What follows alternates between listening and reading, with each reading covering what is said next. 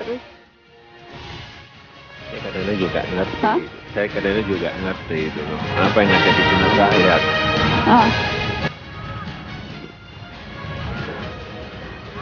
Katanya.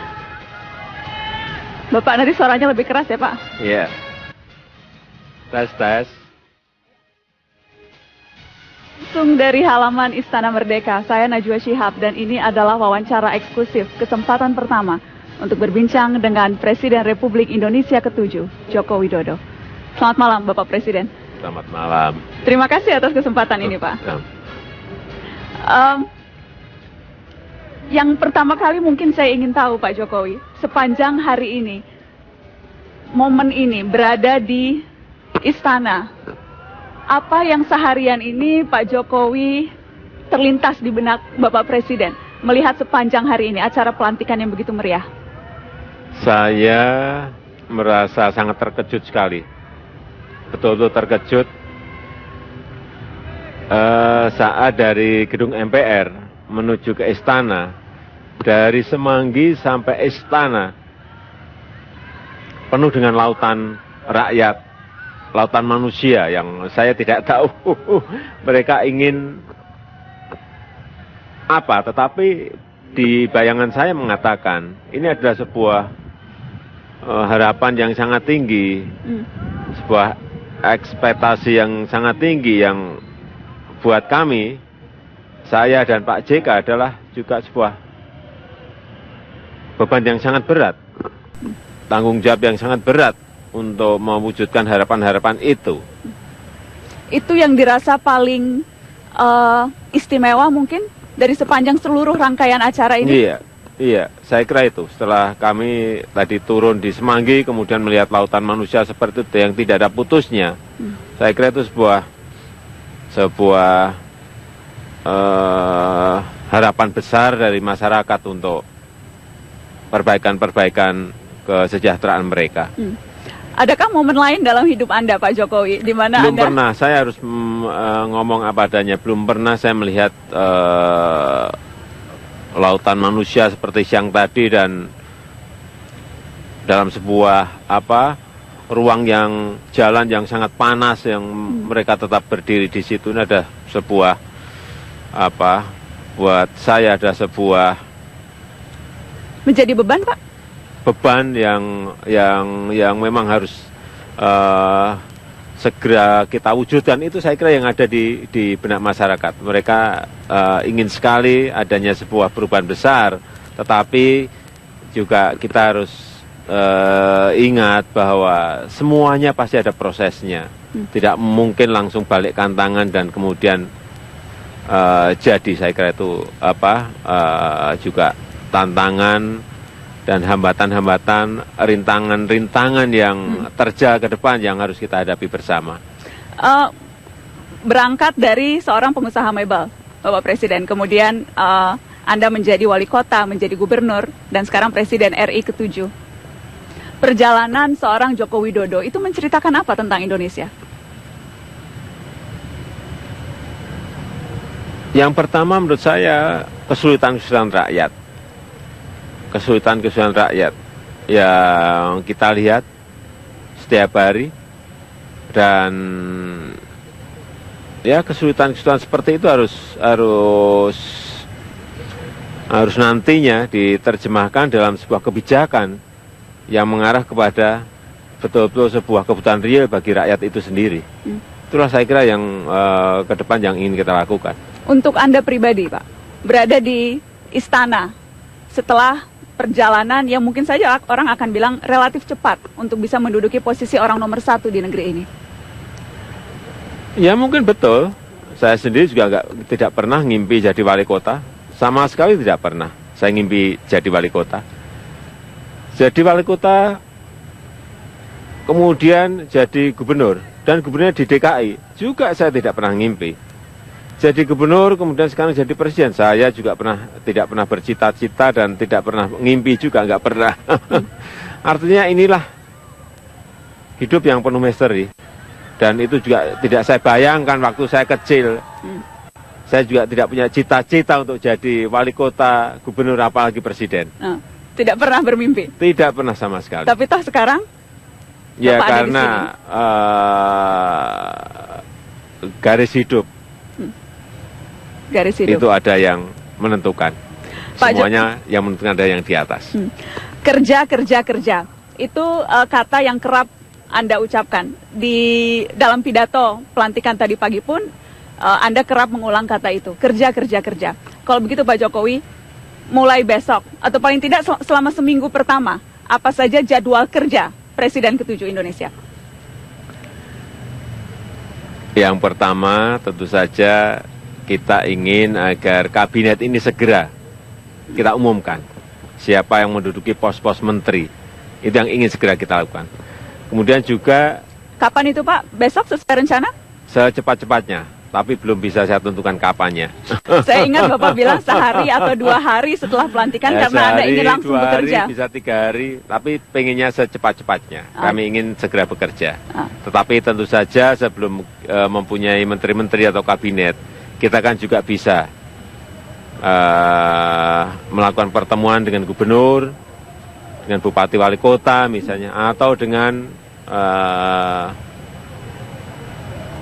Panglima TNI, Kapolri, dan seluruh jajaran di Angkatan Laut, Angkatan Udara, Angkatan Darat. Saya kira banyak hal yang bisa kita lakukan untuk mengetahui masalah-masalah konkret dan masalah-masalah real yang ada di negara kita ini. Jadi mulai besok itu jadwal kerja Presiden Jokowi. Iya, meskipun besok juga tamu-tamu dari mancanegara masih akan datang dan bertemu. Ada yang datang. Pak, saya ingin tahu lebih jauh soal persiapan kabinet. Tadi Anda katakan dalam sehari, 2 hari, 3 hari.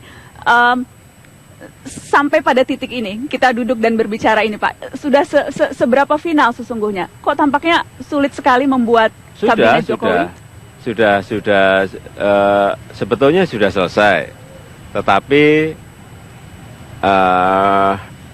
kemarin baru kita terima juga dari PPATK, dari KPK, sehingga mungkin ada perubahan sedikit.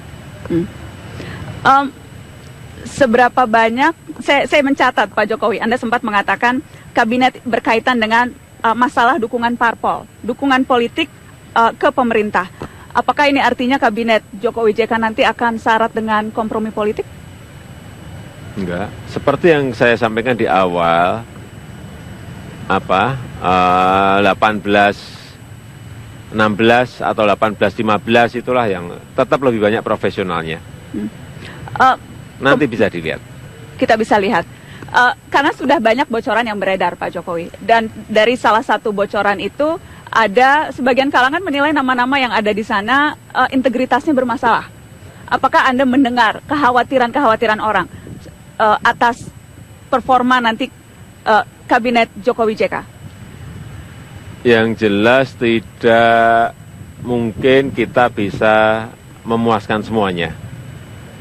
Pasti ada yang komplain, pasti ada yang juga pro, ada yang kontra, tetapi yang jelas saya ingin membangun sebuah kabinet bekerja, kabinet yang bekerja, kabinet yang mau turun ke lapangan, kabinet yang mau mendekat dengan rakyat, kabinet yang mau mendekat dengan permasalahan-permasalahan dan problem-problem yang ada,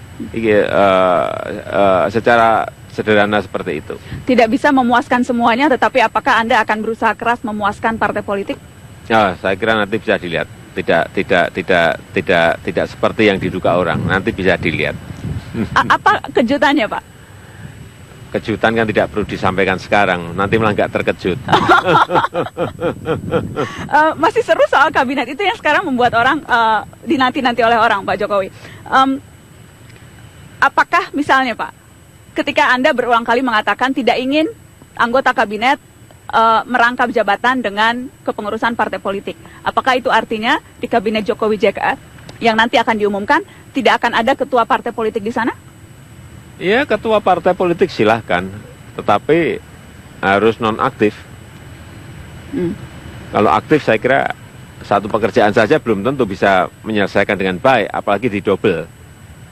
Apakah ini artinya Anda berubah Pak Jokowi? Setelah sebelumnya bilang tidak boleh, sekarang boleh tapi nonaktif. Itukah penyesuaian kompromi yang dilakukan? Saya kira nonaktif kan juga tidak memegang partai. terserah itu disebut sebagai sebuah kompromi atau bukan kompromi, tetapi yang jelas kita juga membutuhkan partai di dalam parlemen. Kita juga membutuhkan partai politik untuk kita, ini namanya politik, untuk nantinya berhubungan dengan Dewan. Anda sempat bertemu langsung dengan para calon menteri ini, sempat fit and proper test dalam tanda kutip, apakah masih sempat di sela-sela kesibukan ini? Masih akan terus dipanggil, akan ke istana, nanti kita akan melihat jajaran orang-orang yang dipanggil Presiden Jokowi ke istana? Saya kira tidak harus kayak Indonesian Idol. Karena ini menyangkut, terus terang, yang pertama ini menyangkut sebuah pekerjaan yang maha berat. Yang kedua, ini juga perlu kami sampaikan, ini ada hak prerogatif presiden. Jadi kalau nanti misalnya kita harus buka, kemudian yang bersangkutan ternyata tidak menjadi menteri, kan malu. Jadi itu Anda akan simpan sampai detik-detik terakhir itu diumumkan ke publik? Iya. Pak Jokowi menilai kepemerintahan salah satunya dengan bisa melihat orang-orang yang berada di sekeliling presiden, orang-orang dekat presiden. Siapa orang terdekat Presiden Jokowi saat ini? Orang terdekat yang banyak sekarang relawan-relawan, yang banyak, yang tiap hari dengan kita, yaitu. Dan mereka akan terus berada di sekeliling Presiden Jokowi? Selama itu bermanfaat bagi negara, bagi bangsa, bagi rakyat, saya kira tidak ada masalah. Akan ada semacam channel tertentu, saluran tertentu untuk memastikan mereka akan terus berada di sekeliling Presiden Jokowi? Iya, nanti akan ada yang namanya lembaga kepresidenan, kepala staf presiden, yang di dalamnya akan ada direktur-direktur yang kita harapkan nantinya dari sana kita bisa akomodasi, partisipasi bagi masyarakat, bagi relawan yang ingin memberikan masukan-masukan. Sudah adakah nama kepala staf kepresidenan Jokowi? Belum. Apa yang Anda cari dari sosok kepala staf yang tampaknya akan memegang peranan penting dalam pemerintahan ini? Ya, yang bisa, menurut saya, yang bisa berhubungan dengan Dewan, yang bisa berhubungan dengan partai politik, yang bisa berhubungan dengan dunia usaha, yang bisa berhubungan dengan masyarakat. Apakah harus orang parpol atau bukan orang parpol? Bisa semuanya. Baik, Pak Jokowi, kita ada di istana, di halaman istana, dan tadi katanya sebetulnya jarang sekali wawancara di halaman istana. Tetapi kemudian Anda memang ya silakan wawancara di depan istana. Apakah ini salah satu contoh gaya istana yang akan berbeda? Saya kira setiap pemimpin mempunyai gaya yang berbeda, dan itu sah-sah saja, kan. Artinya kalau saya mempunyai gaya pengen dekat dengan rakyat, itu gaya kepemimpinan. Ada yang juga istana sangat tertutup, itu juga sebuah gaya kepemimpinan. Saya kira nggak ada masalah. Jadi gaya istana Presiden Joko Widodo dekat dengan rakyat itu translasinya akan seperti apa, Pak? Akan dibuka atau akan nanti dilihat. Nanti akan kita lihat. Yang jelas rakyat akan kita beri ruang untuk bisa berdialog dengan presiden, bisa menyampaikan keluhan-keluhannya kepada presiden, bisa menyampaikan keadaan-keadaan yang ada di bawah. Saya kira itu sangat penting sekali untuk seorang pemimpin. Kalau kita tidak pernah dengar rakyat, keluhan rakyat, tidak pernah mendekat dengan rakyat, bagaimana kita tahu permasalahan-permasalahan yang ada di masyarakat, di rakyat? Akan sulit sekali. Akan sulit. Jadi itu akan terus dilakukan. Iya. Tetapi tentu saja dengan manajemen yang berbeda. Tidak setiap hari bisa. Nanti akan kita sisihkan mungkin 1 hari atau setengah hari yang khusus untuk rakyat bisa mengeluh ke istana. Anda bersemangat Pak, Anda siap, Anda antusias hari ini dan akan seterusnya nanti? Antusias. Emosi yang paling utama? Antusias. Semangat antusias? Dengan melihat lautan manusia tadi siang, kalau kita tidak betul-betul kerja keras, kalau kita tidak betul-betul mengeluarkan seluruh tenaga dan pikiran kita, apa yang akan dibicarakan oleh rakyat terhadap kita dengan peristiwa tadi siang tadi, lautan manusia sepanjang Semanggi sampai Istana. Dan itu bukan hanya dari Jakarta, dari Papua, dari Aceh, dari Jawa Timur, Jawa Tengah, dari Sulawesi, dari Kalimantan, dari Sumatera. Jadi tidak boleh. Ada yang 1 bus, ada yang 2 bus, ada yang 3 bus, ada yang 4 bus. Menunggu dari pagi?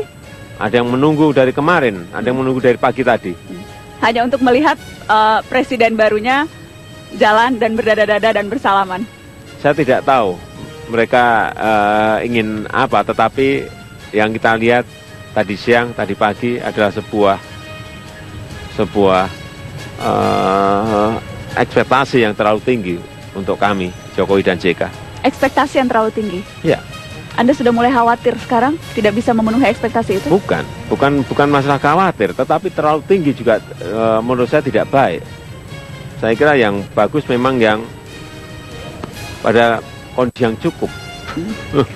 Cukup. Tapi kemudian bagaimana menerjemahkan cukup? Apapun yang berlebihan itu memang kurang baik. Dan sekarang menurut Anda sudah berlebihan ekspektasi itu? Sudah. Berlebihan kalau melihat peristiwa tadi siang tadi. Jadi apa yang Anda harapkan sekarang? Apa yang Anda harapkan dari orang sampai sekarang saja Pak Jokowi itu di depan istana, nanti kameranya mungkin bisa melihat. Iya masih. Iya masih dari tadi pagi Pak, semuanya berjejer di depan pagar. Ya Nana bisa tanya kenapa mereka berada di situ. Apa yang mereka harapkan bisa ditanya. Itulah yang saya. Apa yang Anda tangkap Pak? Apa yang Anda tangkap? Ya saya kira mereka ingin Indonesia lebih baik. Mereka ingin sebuah kesejahteraan yang lebih baik. Mereka ingin adanya perubahan yang lebih baik. Nggak ada yang lain. Dan itu tanggung jawab Presiden ke-7 sekarang. Dan itu tanggung jawab ada di Presiden saat ini. Presiden Joko Widodo. Terima kasih atas kesempatan ini. Selamat bertugas Bapak Presiden. Terima kasih. Selamat malam. Selamat malam Pak. Thank you Pak.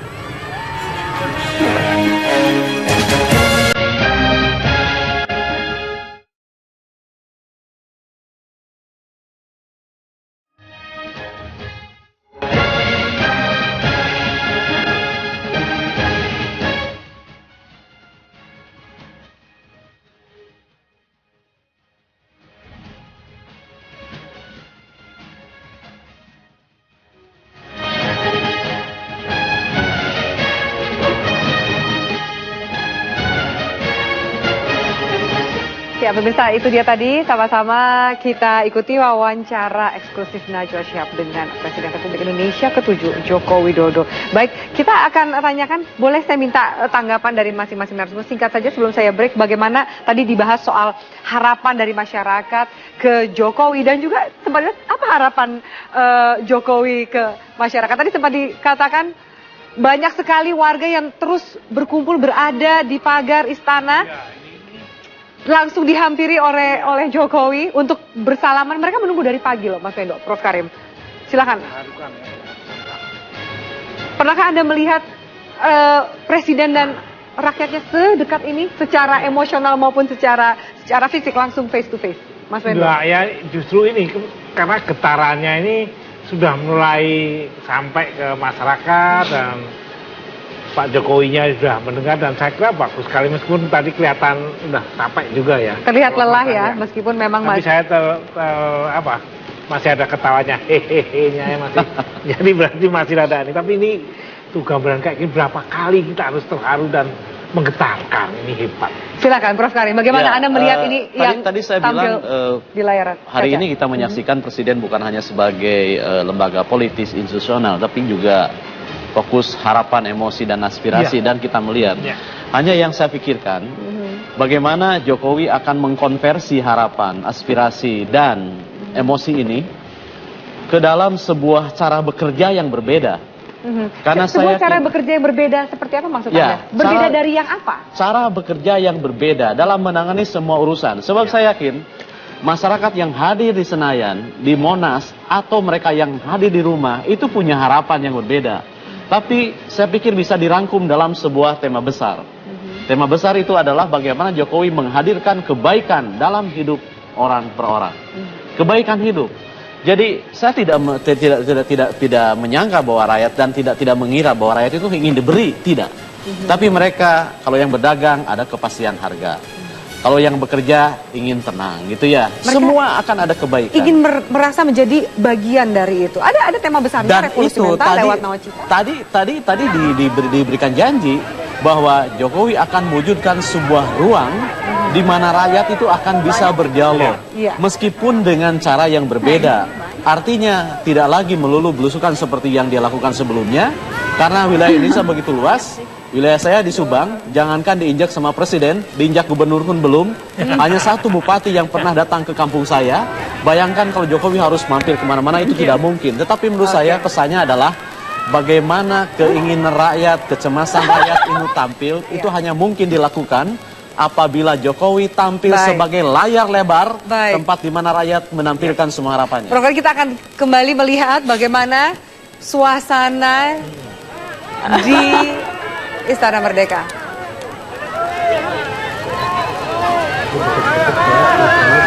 Tuh, kita berjabatan tangan, nunggu bersama.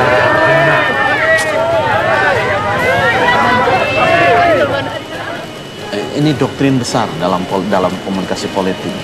Perbanyak salaman dan sedikit bicara. Ambil waktu untuk istirahat selama-lamanya. Sejuta makna loh salaman.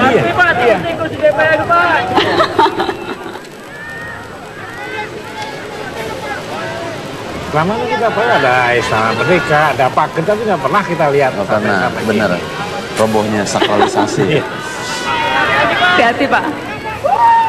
Atau supaya judulnya bagus itu berdirinya Apa? ke Daulat. hubungan, iya.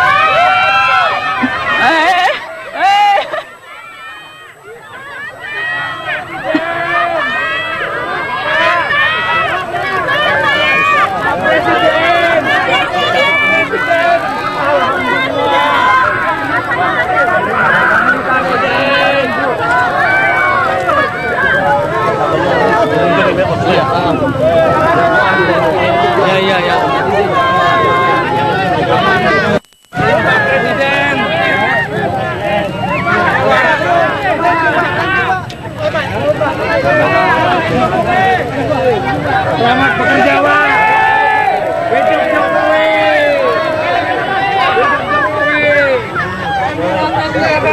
Pak, jangan ditarik, Pak. Jangan ditarik ya.